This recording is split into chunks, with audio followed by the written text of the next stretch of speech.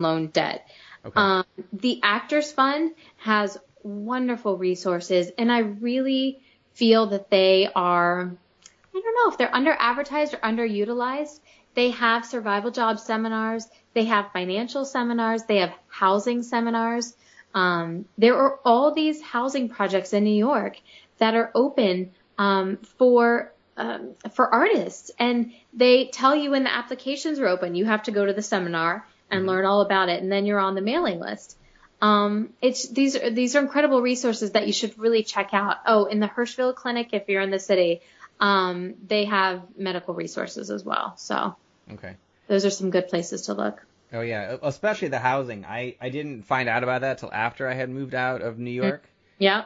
and I had wished. I mean, not that it mattered because I was only in New York for a couple of years and would have missed it. Because I remember the application process was. It's like one of those things where if they lower the rent, then suddenly they make a lot of other hurdles for you to jump through. But still, the possibility to live in an amazing place at a lower rent in New I York was amazing. And they're really gorgeous. Yeah. Oh yeah, Some of that's them are absolutely really fantastic. nice. So, but yeah, it's, these are great resources for actors that are out there, and I feel like they should really check them out. And like AEA, there's a bulletin board outside in the lobby, and they're just, the Actors Fund just has some really great stuff anyone should look into. Hmm. So with a lot of the things that you've done, packing up from where you were an undergrad, suddenly moving to New York, and then also, jumping into starting this company and this resource has to be a little bit nerve-wracking. How do you approach fear and things that when you're unfamiliar? How do you approach that and move past it? I'm kind of crazy like that. Like I don't know. It's not that I don't care. I mean, I can't.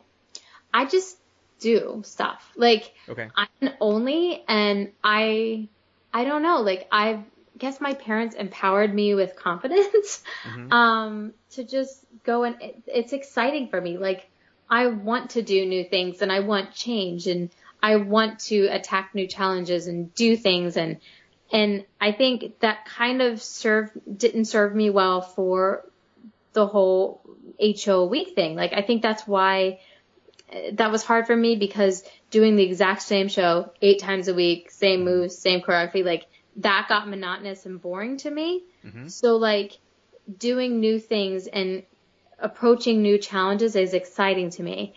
And I really do credit it to, as foofy as you can call the self-help movement, like, The Secret and Bob Proctor and Tony Robbins, and um, I'm really into Chalene Johnson lately, and Hmm. um, The Secret. Like one thing I will say, like it's great to go and say I wish this is happening, but though I will totally steal this quote. Like the one thing that The Secret left out was take action, Hmm. Hmm. and you can wish and want all you want, but unless you do something about it, it's not going to change anything. Yeah. No, that's true. So I guess just if you really, really, really want something, just take that first step, right? Like it doesn't have to be perfect. You don't have to move to New York City tomorrow and say that you're on Broadway. Like just, take class in your city, wherever you are. Like if you want to move to the city and if you want to become an artist, like learn the steps that you need to go get there, do your research, get a couple books, do your research, and then take that first step. And it doesn't have to be perfect. You just have to get started. Hmm. Yeah, that's very timely and fantastic advice. It was I'm always reminded of something very similar. So the same professor who told me that I should just hire an agent actually gave me some of the best advice I ever probably received, especially with the business world. Oh And yeah. I am somebody who overanalyzes and overthinks, Mm. and particularly first year at Yale School of Drama, you can't do that because projects are due every single week. Oh yeah. And so Ming looks at me and he says, Yuri, I don't care what you think anymore. Just get it down on paper so you can show it to me so I can something to talk to you about. Oh, Because okay. it's not any good in your head. So it was Within your he head, just yeah. yeah, he just repeated it like he's like, that's great. So I don't care if it's in your head, get it down so we can talk about it. Nice. And that's pretty much like how I approach a lot of different things now is you can only think about it so much, but you actually have to take action and get it down and then move on from that, or you'll always just sit and spin. And it's scary, am I going to be judged? What are they going to think? Is it going to be good enough? Like, all these things can creep into your head, but at the same time, it's like, it's your life. And if you have goals and you have dreams and aspirations, like, just do. Like, seriously, why do you care what other people are going to think? Oh my God, is it the Eleanor Roosevelt quote? What is it? People think a lot less about you than you think they do, or something like, oh yeah, like, people don't talk about you all this. Like, you think, like, oh my God, what is so-and-so going to think? Like, people probably don't care about what you're doing as much as you think they care about what you're doing. Mm-hmm. So if you want to do something, like, just do it. Like, I love that quote. I'm like, that's so true. Like, why do I care what other people think? I'm, so obsessed. They're too busy thinking about their own life to be thinking about me. People are too self-obsessed to be thinking about, oh, what's Michelle going to do? Does she think she's so-and-so? No, they don't care. They don't care about me. They've got their own lives to deal with. Oh, yeah. That's so very true. I got to get that quote. It's an amazing quote. It's absolutely a great quote. Actually, I'll have to look it up, too. It is. So if there was somebody right now, let's say graduating from college, mm-hmm. or let's say entering college, mm-hmm. what advice would you give them on what they should do, like before, like during college, and like mm-hmm. a few steps after college? I would say, and CCM wrote this in their audition materials, right? Mm-hmm. So since I college conservatory music, don't be vanilla. I always thought that I needed to be the pretty little long brown hair, curly hair soprano. I had to go in there like sweet and nice, right? Like be this type to get a job, because that's what I thought other people wanted. And they don't want vanilla. There are 200 girls in New York that look exactly like I do, that sing exactly like I do, that dance exactly like I do, that act exactly like I do.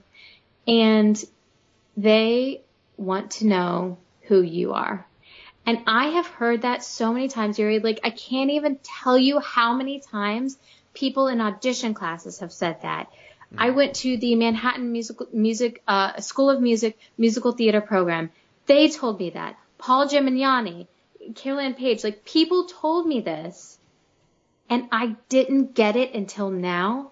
And I don't know how to tell someone who is so impressionable, who probably just spent 4 years, like, trying to be molded and shaped, like, mm-hmm. they're doing that. It's not that they're doing it, they're not doing it spitefully. They're trying to help you get a job, right? Like, one of the practices, like, I was going through some of my papers in college, and it's like, here's a casting notice, like, who write your type and who would you get cast as? Like, mm-hmm. we're so used to trying to fit ourselves in boxes, right? Like, right.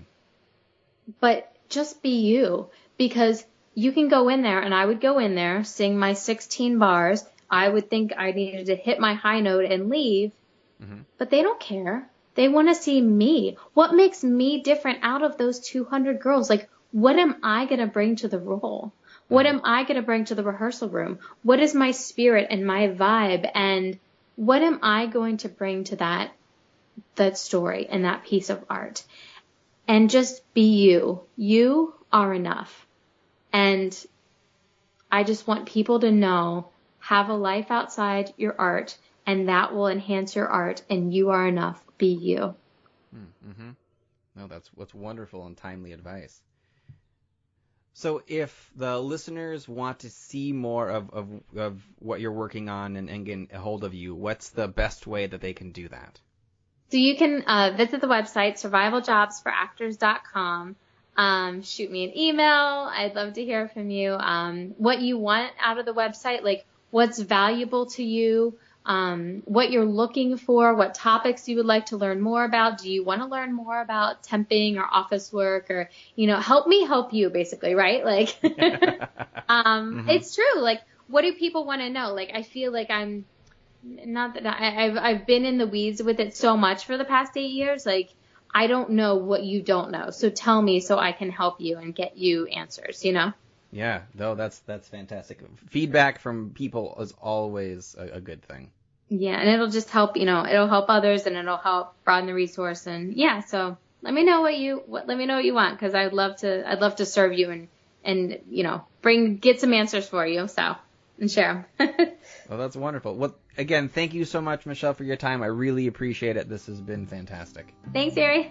Thank you. Have a good evening. You too. Bye. Bye.